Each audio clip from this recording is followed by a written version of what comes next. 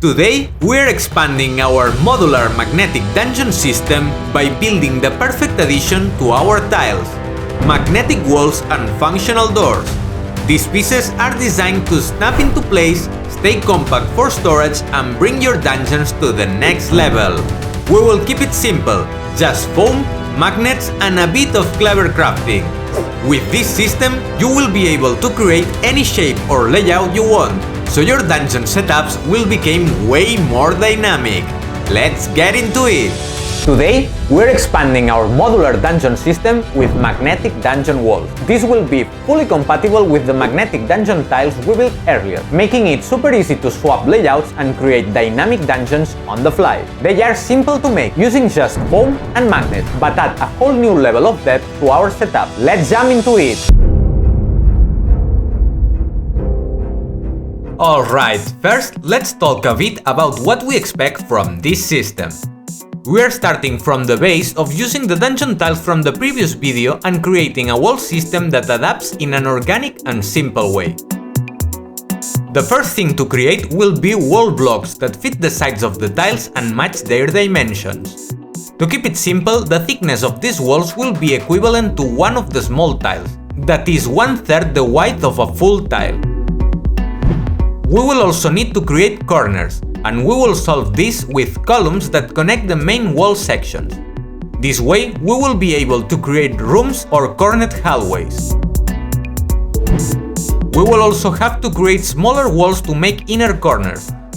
This will be needed in hallways or rooms with this kind of shape, although they will be the least used pieces. Finally, we must be able to create adjacent rooms. That's why a system with full tile width is great, since we can use walls and columns to create this kind of intersections. We will also create the tiled walls to add variety to the sets and, of course, doors. These will have the same size as a standard wall, but they can be opened and closed depending on our needs. With this, we will have a 100% functional basic system that offers us incredible flexibility, allowing us to create hundreds of different layouts for our dungeons.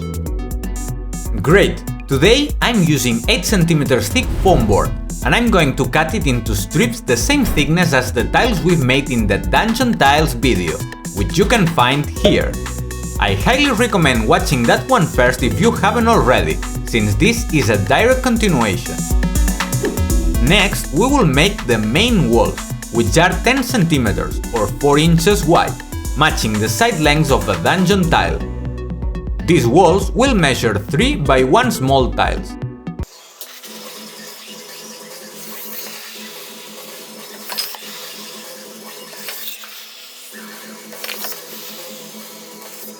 In addition to these large walls, we're also going to make 2 more types: 1 by 1 tile columns and 2 by 1 tile walls for interior corners.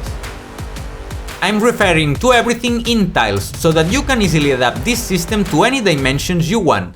But don't worry, on Patreon I will share a complete guide with all the measurements, piece types, quantities and everything you need to build this system. Alright, just like we did in the previous video, we're going to build a small jig for magnet placement. We will reuse the one we already had for the bottom magnet, but we will make a new one for the magnets that will connect the walls to each other. We will use chipboard for the base and glue several foam pieces to it, using a wall as a guide. Next, we will measure the exact center of the site and mark it. This is where we place the magnet. I've trimmed the tip of a toothpick and placed it in the correct spot, pointing outwards. Now, slice the piece into the jig to create the hole in the right place. We will use a nail to widen the hole and push through the foam. Then we remove it and placing from the opposite side, securing it with a bit of hot glue. As you can see, this makes it very easy to mark all the pieces, and this jig will work for all the 3 wall types that we cut earlier. Alright, time to make some holes for the magnet. As you can see, for the bottom part we will just use the jig we built in the Dungeon Tiles video. Then we will use the new jig for the side holes that will interconnect all the walls with each other. In the case of the columns, we will only use the new jig, since we don't want to place magnets on the bottom. For the 2x1 pieces we will drill the sides as usual, and for the bottom we will only place magnet on one of the ends, using the opposite sides of the tile hole maker to mark the spots.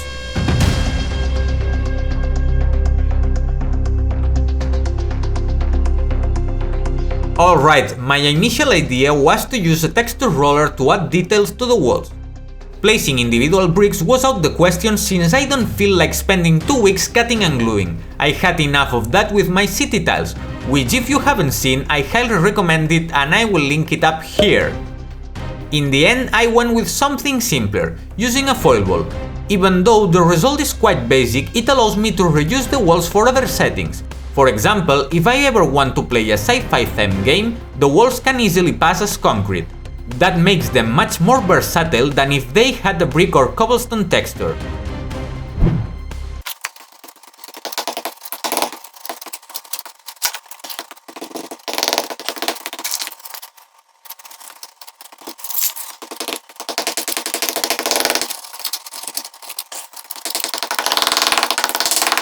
Nice! Time to place the magnet. The first step is to enlarge the holes using the wood burning tool. Make sure that the temperature is set to the lowest setting to avoid damaging any pieces. If you don't have this tool, you can use the tip of the hot glue gun, although it will be a bit slower.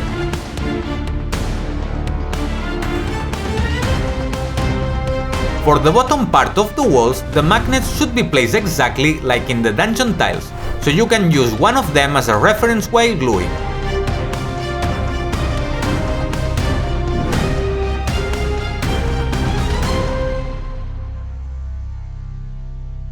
For the sides, you need to place a different polarity on each one. It doesn't matter which is which, since they are reversible, but make sure one side is north and the other is south. In the case of the columns, opposite sides have the same polarity, alternating around the piece. Finally, the 2x1 pieces will come in two types with opposite polarities. All of this will be documented in the Patreon guide, with detailed explanations on how to place everything so the system works properly.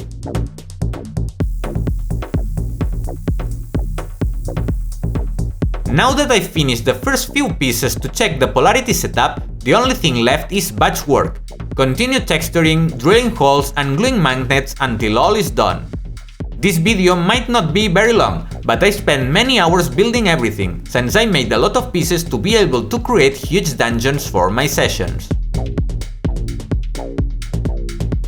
Try to work in batches instead of piece by piece, as this will save you a lot of time and frustration, especially if, like me, you're planning to make a large set. This applies to any project, and I think it's a vital tip when facing repetitive or even tedious tasks but you don't want to waste time or end up too exhausted. Put on some music, a podcast, or why not, my videos or anyone else you enjoy watching, and treat the task as something meditative. You will notice the difference.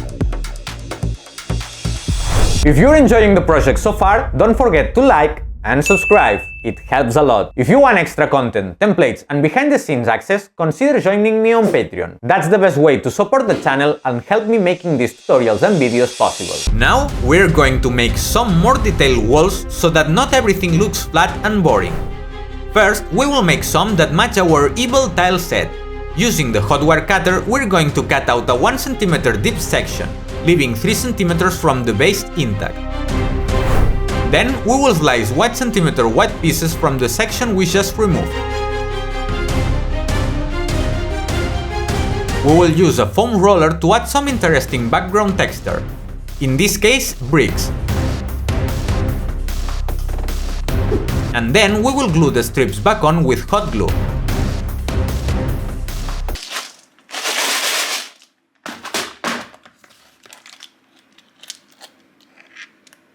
I'm going to use some skulls from my pits box.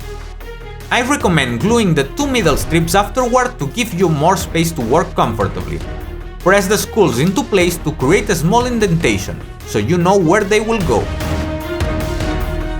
Then you can glue the foam strip with hot glue and proceed to glue the skulls in place with a drop of PVA glue.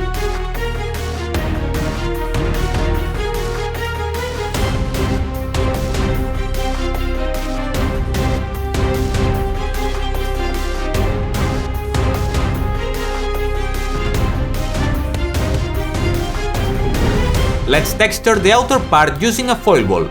By the way, I didn't realize until now that it would have been better to texture the pieces separately. But that's the price of improvising. I make the mistakes so you don't have to. To give it a more worn appearance, we will create some cracks by cutting with a utility knife and then widening them with a ballpoint pen. I also decide to tear off some small pieces of foam with pliers to enhance the weathered look.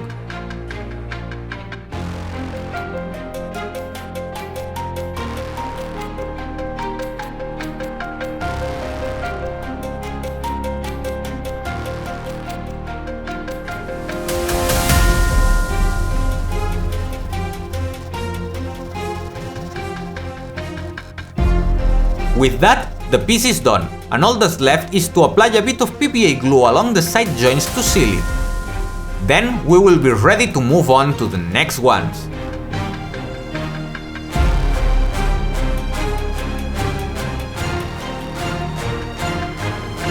Now we are going to make another type of wall. And for that, we will cut a foam sheet just under 1 cm thick. This time I made the template by hand using paper and pencil, but don't worry, you will have everything in the Patreon guide. The idea is to create an inner arch to add dimensionality to the piece. We cut out the template with a blade and use a permanent marker to trace it onto the thin foam sheet we just cut.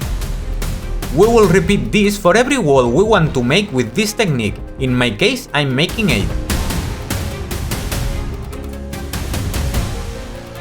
Now we're going to texture the thicker foam piece with a roller. But there's one very important detail. Don't texture the side edges, leave about 1 cm of margin so the piece doesn't get deformed. Now we set the proximation temperature quite low, because we're going to make some freehand cuts. Carefully, but with firm pressure, we cut the inner arch. To get a good result, it's best to move the piece at a steady speed.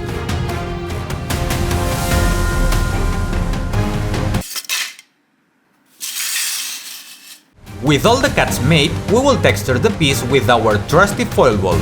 Make sure to texture the inner parts too, since those will be visible later and it will be much harder to reach them once the piece is glued. Now let's create a stone frame for the arch. First I draw it out and then use the blade to trace the cut.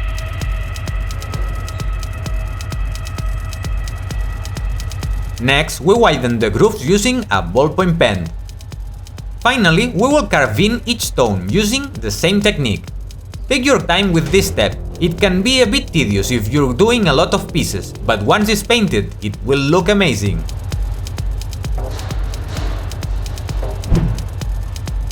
Take it step by step, and as I have mentioned, work in batches to speed up and make your work more enjoyable. This way, you will progress much faster and have your magnetic dungeon set ready in no time. At the end, go over the outer edge of the frame again with a pen for a cleaner finish. And it's done. Now it's time to glue the pieces together.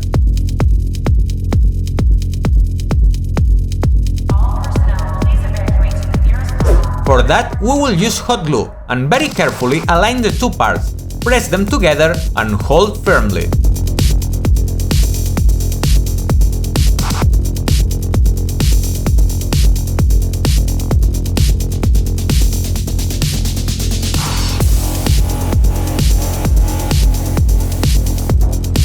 Once I finish, I added texture to the back side, since I had completely forgotten. But since these pieces are reversible, these parts could end up facing into another room. To add even more detail, I'm going to use some metal pendants from which I've cut the loop using pliers.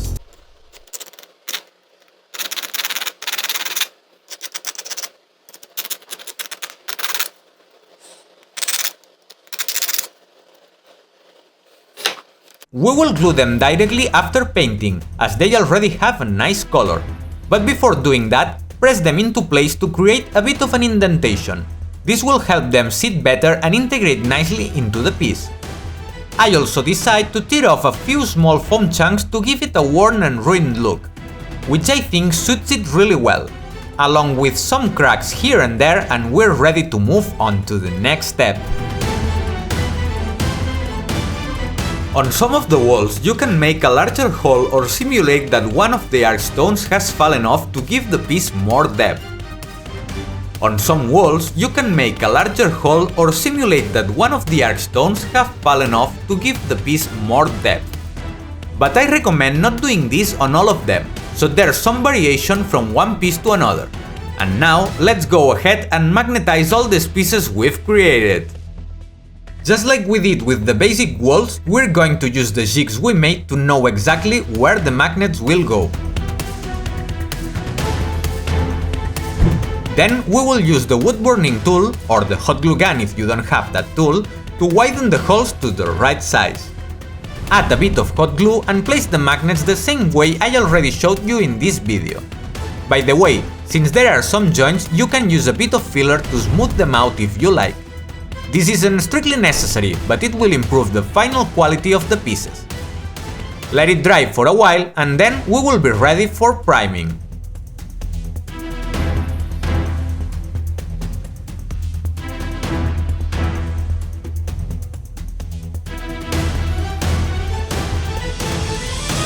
Do you remember the cave system we made a few months ago? With tiles made from vinyl flooring and XPS foam stackers that could be interconnected with bridges. Just in case, here is the video. I mentioned this to show you some pictures of what Anestis Barsakelis has done, a fellow crafter who was inspired by that video to make his own system. As you can see, he used a different method to achieve texture, in this case using a soldering iron. While the finish is simpler, he probably saved a lot of time compared to what I did. I also love his color scheme, it works really well. And with this, I want to encourage you. If you make something inspired by my tutorials, share it with me, whether by joining the Discord community or through any other channel. Let's make some doors, the most complex element of this project. And for that we will start with a basic 3x1 wall block. Check the height of the tiles and mark it. In my case it's 1.3 centimeters. Then we use the proxen to cut.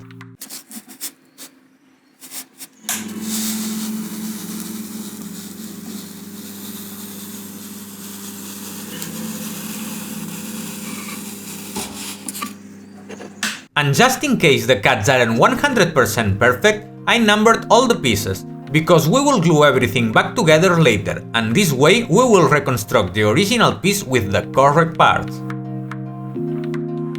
The next step is to cut a slice of each side of the top piece, around 1 cm thick.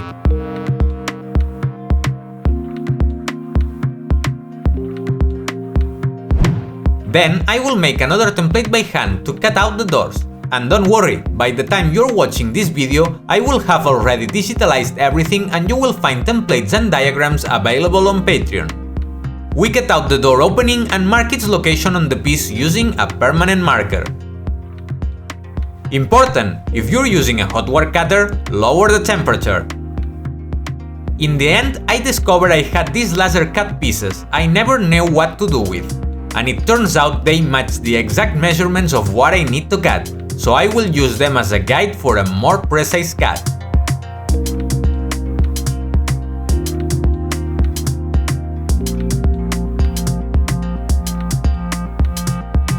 With all the cuts made, we will use the same technique we used with the arch walls, making cuts and then widening them with a ballpoint pen. Take your time here, trying to keep the arch somewhat symmetrical. Then we use the foil ball to texture, and if necessary, go over the groups again with the pen to make them stand out more. Great, we just need the middle piece, which we will divide into 3 parts, with the middle one becoming the future door. And now that we've cut all the parts, it's time to reconstruct everything.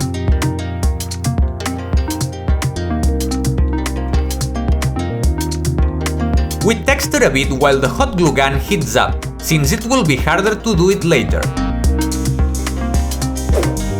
Now we glue. First the side pieces to one of the arches. As you can see, I drew some lines to make alignment easier later. Then we glue the other arch, pressing firmly. Let it cool for a few seconds and glue it to its corresponding base.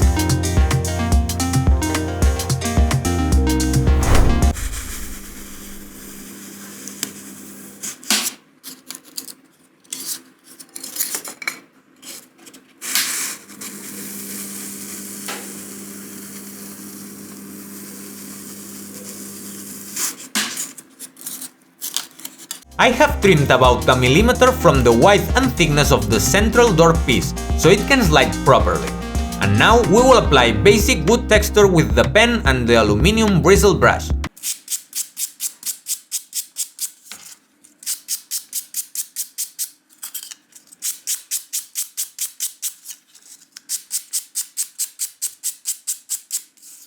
We will add more detail later. As you can see, it slides easily through the opening. This way, we will have functional doors that open and close. And we can even make different door types and swap them out for more modularity.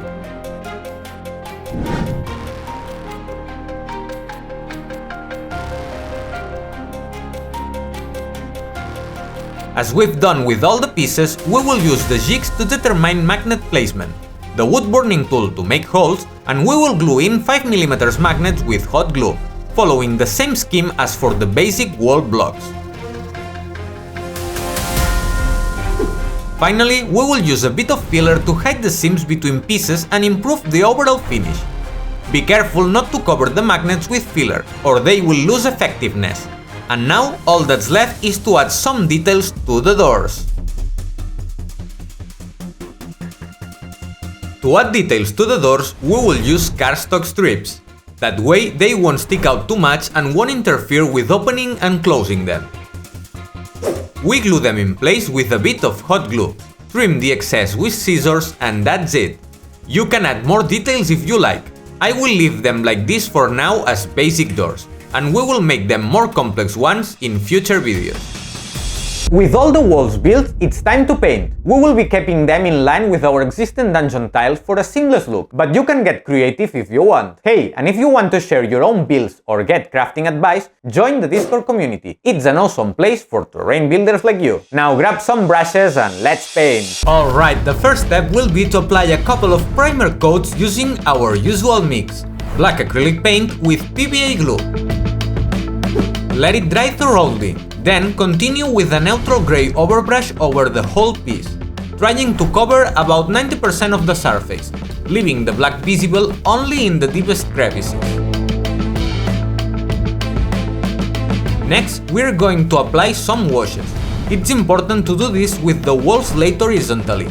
Once dry, flip them over and repeat the process. Otherwise, the wash will run downward and you won't get the desired effect. I'm going to use a couple of green tones to simulate moss and a bit of brown.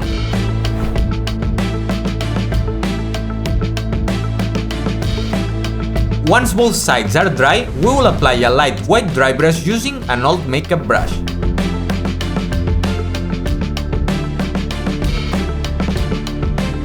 Quick note: remember I mentioned that there were two types of 2x1 walls?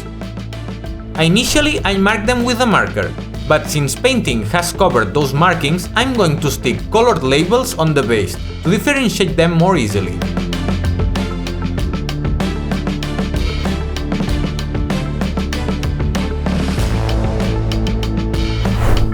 Alright, everything's looking pretty finished, but a bit saturated and shiny in my opinion, so we're going to darken everything with a black wash.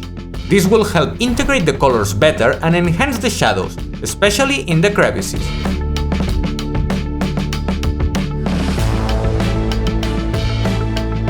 Just like before, it will need to be applied in 2 rounds. Once it's dry, these pieces will be ready.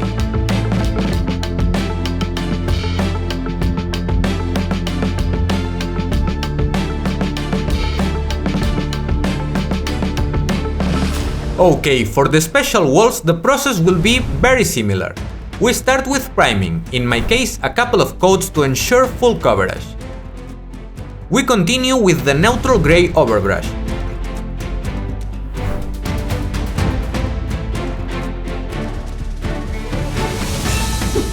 Now for the washes. On the ones with the arch we will only use green tones, while on the school walls we won't apply any color for now. The backs of those pieces will be painted exactly the same as the regular walls. Once the washes are dry, we will apply the white dry brush. For the school recesses I had to go over them a bit off camera with a finer brush to reach properly.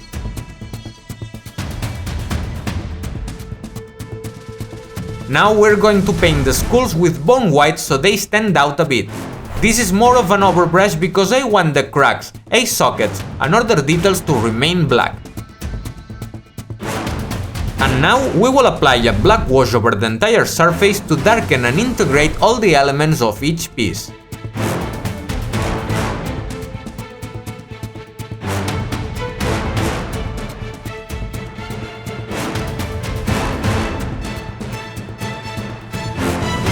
Now let's do some blood splatter effects. Taking the suggestion of one of my patrons, I tried using a toothbrush to splatter by running my finger over the bristles. But since the brush was quite soft and also really old, it didn't work very well. So I changed strategies and used it directly against the piece, tapping it gently. Once it dried, I did the same with a more intense red, just here and there to add some variation in the tone.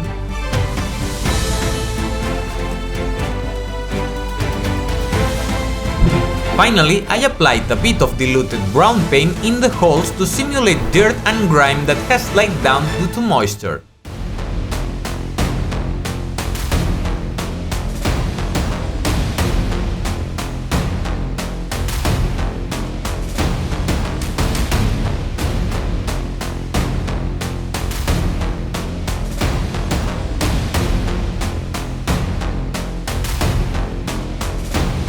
For the other piece, it's time to glue on the metal dragon. We will do this with PVA glue and let it dry for a couple of hours before moving on to the final step.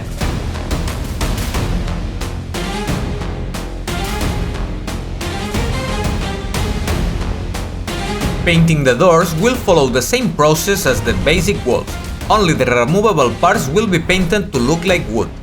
We start with a neutral grey overbrush once the base coat has dried. Then we apply washes with the pieces laid flat, let them dry and repeat the process on the opposite side.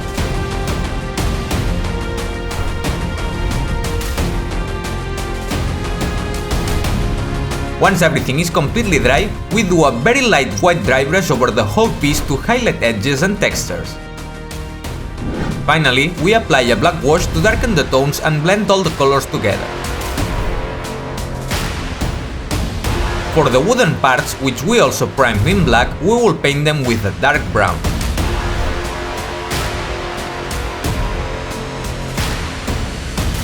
Let that dry, then do a soft overbrush with a mid-tone color, brushing perpendicular to the wood grain to add depth and enhance the texture. To finish, we lightly brush some silver paint onto the cardstock strips to simulate metal, and done! As you can see, everything is very simple to paint, but when all the pieces come together, that's when they really shine. Now a quick test on the doors. They work perfectly. I'm really happy with this system, so let's set up a cool dungeon and take some photos of the finished project.